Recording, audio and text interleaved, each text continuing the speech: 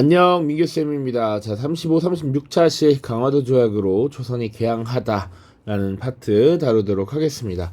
드디어 우리가 이제 항구를 열었다라는 의미야. 개항. 항구를 열었다라는 건 항구는 물자를 교역하는 공간이잖아. 그래서 우리가 문을 열고 무역을 시작하게 됐다라는 의미입니다. 이전 차시 진단평가 보고 넘어갈게요. 1. 청나라가 개항한 이후에 한인 관료들이 중국의 근본은 그대로 두고 서양에 활용 가능한 것들을 받아들이자, 쓸만한 것 받아들이자, 중체 서용이었습니다. 자, 2번 일본에서 개항에 반발한 무사들이 국왕을 앞세워서 새 정부를 수립하고 개혁을 추진한 사건, 메이지 유신이라는 것이죠. 근데 이 메이지 유신은 사상부터 정신부터 제도, 기술 다 받아들였다라는 거야. 자, 이제 본격적으로 개념 정리 들어가 보도록 하겠습니다. 첫 번째, 운요 사건과 강화도 조약 돼 있네요. 자, 우리가 흔히 강화도 조약이라고 체결하는 것, 조일, 수호, 조규라고도 부릅니다. 그거 기본으로 깔고. 자, 강화도 조약을 그러면 왜 체결하게 됐는가부터 보도록 하죠. 일단 흥선대원군이 권력을 내려놓았습니다. 실각이라고 표현하기도 하고요. 그리고 하야라고 표현하기도 합니다. 자, 흥선대원군이 집권을 시작한 것이 1863년이었습니다. 그래서 10년간 정치 권력을 잡고 있었고요. 그리고 이제 고종이라고 하는 왕이 22이 되었어. 그래서 직접 고종이 정치를 하십시오라고 하는 상소들이 막 올라오기도 합니다. 고종의 친정이 시작됐다. 정치를 친히 직접 하셨다라는 얘기야. 자, 그러면서 고종의 왕비였던 민비가 있는데 이 민비의 가족들, 민씨 세력이 정권을 주도하면서 대외정책의 변화가 나타날 수 있었다. 흥선대원군 때는 딱 국가에 그리고 왕실의 어르신인 흥선대원군이 통상수교 거부 딱 박아놨어. 그러면 사실은 쉽게 이걸 바꾸기가 어렵죠. 그런데 흥선대원군이 물러났기 때문에 이런 것들이 가능해졌다. 그리고 내부적으로 개국통상론을 주장하는 사람들이 있었는데 이들이 본격적으로 나서기 시작했다는 것이죠. 그래서 박규수라든지 오경석, 유홍기와 같은 인물들이 부국강병해야 합니다. 그러기 위해서는 우리의 문호를 개방하고 서양에 발달된 문물들을 받아들여야 됩니다. 라고 주장을 했었어. 그래서 박규수라는 인물 박지원의 손자였고요. 되게 자주 나왔습니다. 박지원의 손자고요. 임슬농미봉기 당시에 안핵사로 파견이 되었었고요. 그리고 제너럴 셔먼호 사건 당시에 평안도 관찰사이기도 했습니다. 어쨌거나 이 사람은 박지원의 손자로서 서양에 발달된 문물들을 많이 접해본 경험이 있고 우리가 강해지려면 그런 것들 적극적으로 수용해야 된다라고 주장을 했었죠. 자, 그리고 오경석과 유홍기 같은 인물도 마찬가지인데 이 박규수의 집에 가서 발달된 문물을 받아들이고 우리나라가 발전하기 위해서는 어떻게 해야 되는가 이런 것들을 많이 얘기를 했던 것이죠. 자, 그리고 국외적으로는 일본에서 정한론이라고 하는 것이 제기되었다. 석의 문제를 배경으로 지금 한국을 한번 혼내줘야 된다라는 여론이 형성되었었고요. 자, 그래서 일본이 운요호라고 하는 군함을 지금 강화도에 보내서 조선에 개항을 요구합니다. 그것을 운요호 사건이라고 하고 1875년에 일어났던 것이죠. 자, 그래서 이제 강화도 조약을 결국 체결하게 됩니다.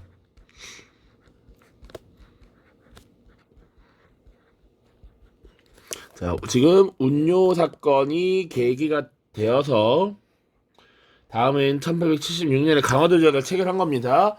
자, 성격부터 정리를 하고 가면 조선이 외국과 체결한 최초의 근대적 조약, 그리고 일본의 침략적 의도에 넘어간 일본에게 유리한 불평등 조약이었다. 그러면 왜 그런지 한번 살펴봅시다. 자, 우리 교과서 100쪽에도 이 조약의 내용이 나와 있는데 첫 번째 1장 1관에 보시면 조선을 자주국으로 명시합니다.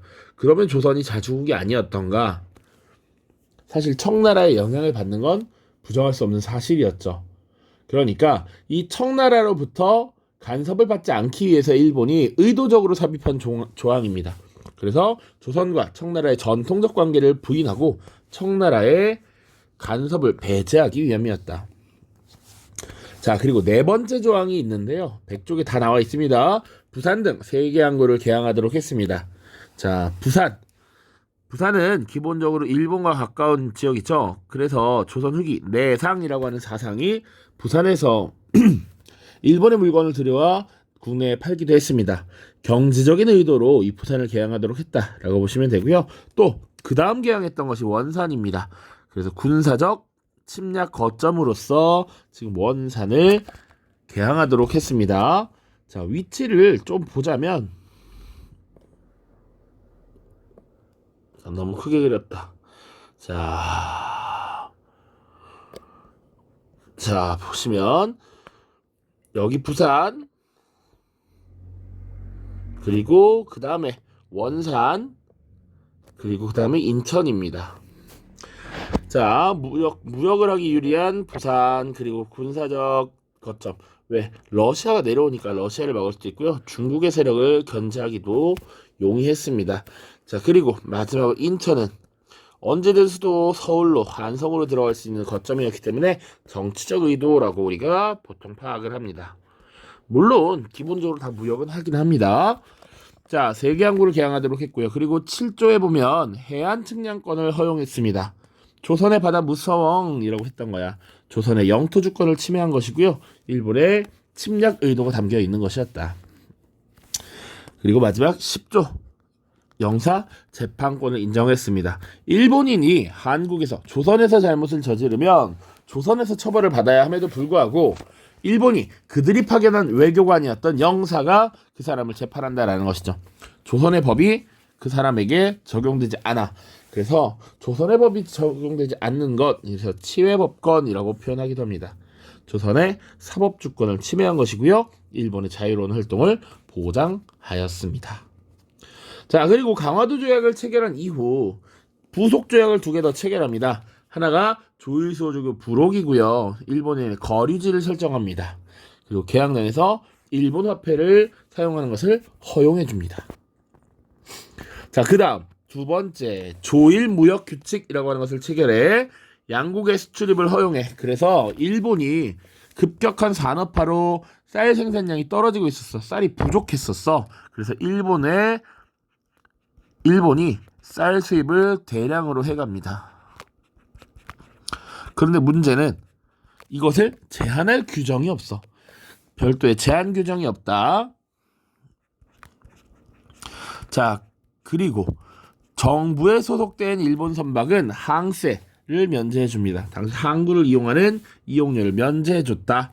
그리고 이후에는 심지어 관세도 없었다. 무관세를 허용했다라는 것이죠. 자, 강화도 조약과 부속 조약의 체결 2가지 잘 기억을 하십시오. 자, 그 이후에 봐야 되는 것은 이제 미국과의 불평등 조약이다.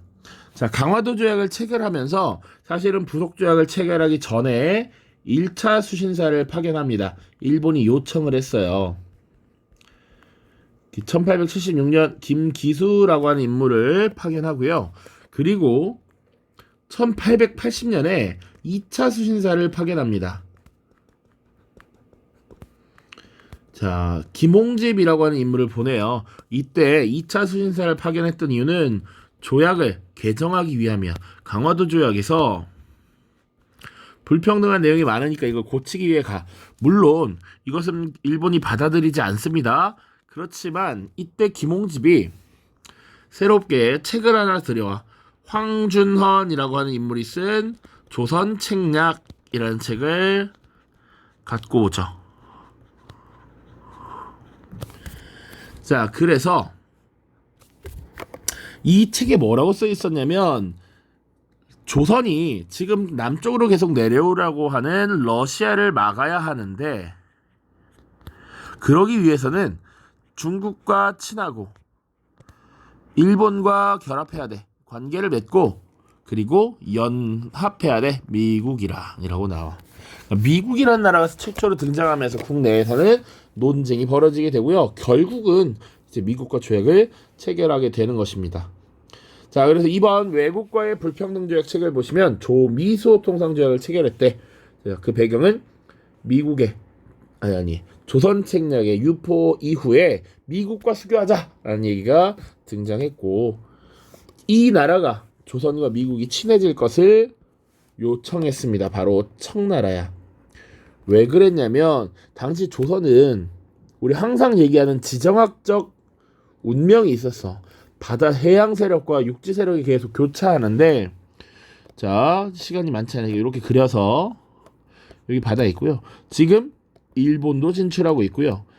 그리고 러시아도 내려오려고 하고 있고요. 청나라는 원래 자신들의 영향력이 미치던 공간이야. 그런데 지금 러시아는 사실은 너무 강력한 나라였거든. 청나라 입장에서 이들을 막아야 해. 자, 그래서 지금 일본도 벅차고 러시아도 막아야 하니 새로운 세력을 끌어들이자라는 생각을 한 겁니다. 그때 끌어들이려고 했던 것이 바로 미국이었다. 미국. 자, 그래서 이 한반도에서의 세력 균형을 이루려고 했고요. 미국을 조선과 무역하게 해주는 대신에 나름 조선에서 자신의 영향력을 또 미국에게 인정받고 싶어 했어. 그래서 청나라가 조약을 알선하고요. 물론 미국이 청나라의 종주권을 인정하진 않습니다. 그렇게 보면 돼. 그래서 미국과 체결한 조약의 내용 보겠습니다. 최해국 대우라고 하는 것이 있네. 밑에 나와 있습니다. 한 나라가 제3국에게 부여한 가장 유리한 조건을 조약 상대국에게 부여하는 것. 자, 최고의 혜택을 준다라는 거야. 미국에게 최고의 혜택을 주겠다. 이 조약을 체결하고 나서 다른 나라의 또 다른 조건, 정말 좋은 조건을 주면 그거 미국에게도 자동으로 줘라라는 얘기고요. 그리고 영사재판권 인정했고요. 일본과의 조약 체결 과정에서 무관세 조항이 굉장히 문제가 많다라는 걸 이제 조선도 알았어. 그래서 관세 조항 넣었고요. 그리고 어려울 때 서로 도와준다라고 하는 거중 조정이라는 조항을 넣습니다. 서로 도와줌, 어려울 때 그냥 도와주는 거 아니고 서로 어려울 때 서로 통제하고 도와주도록 한다라는 얘기였습니다. 자, 그래서 조미소 통상조약은 서양국가와 체결한 최초의 근대적 조약이면서 불평등 조약이었다. 영사재판권이라든지 최혜국 대우라든지 이런 것들이 그런 내용이 될 수 있습니다. 자, 사실 그리고 또 이 중간에는요, 무슨 사건이 발생하냐면 이모군란이라고 하는 정치적 사건이 발생합니다. 자, 1882년 임오년이고요. 자, 조선에서 나름 1880년대부터 개화 정책이 추진되는데 그 과정에서 군사 제도의 개혁이 있었어. 90군대를 통폐합하고 신식군대를 창설했습니다. 그런데 이 90군대와 신식군대를 차별해. 그래서 90군대가 빵 하고 들고 일어나는 게 이모군란이었어. 자, 이 이모군란은 금방 진압이 되면 좋겠지만 90군인이 참여하고 당시 하층민들이 불만이 많이 쌓여 있어서 이들이 참여하면서 굉장히 사이즈가 커졌습니다. 조선 정부가 진압하지 못하고 결국은 청나라의 군대가 들어와서 지금 조선을 도와줘. 그러니까 청나라가 도와줬으니까 대가를 줘야겠죠. 그래서 체결을 한 조약이 바로 여기 빈칸에 들어갈 조청상민수륙무역장정이라고 하는 것입니다.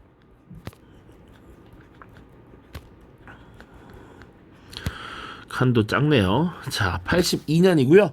여기서는 우리 조선에 대한 청나라의 종주권을 명시하고요. 청나라 상인의 내지 통상권과 영사재판권이 허용됐습니다. 자, 우리가 종주권이라고 하는 건 조선에 대해서 주도권을 갖는다라는 거야. 우리의 영향력이 미치는 공간이다라고 이야기를 한 것이고요. 이제는 청나라 상인이 우리 조선 내륙까지 들어옵니다. 당시 수도 한성, 양화진이라고 하는 곳, 자이언티의 양화대교 있지, 거기까지 들어왔다. 자, 그리고 영사재판권을 허용했습니다. 역시 청나라 상인들이 잘못을 저질러도 우리가 처벌할 수 없었다. 자, 그 외에 서양의 여러 나라들과 조약을 체결했는데 영국, 독일, 러시아, 프랑스 등과 조약을 체결했고요. 사실 프랑스는 원래 우리나라가 가장 그나마 가까운 서양 세력이었어. 천주교가 들어오면서 프랑스 선교사가 많았기 때문에.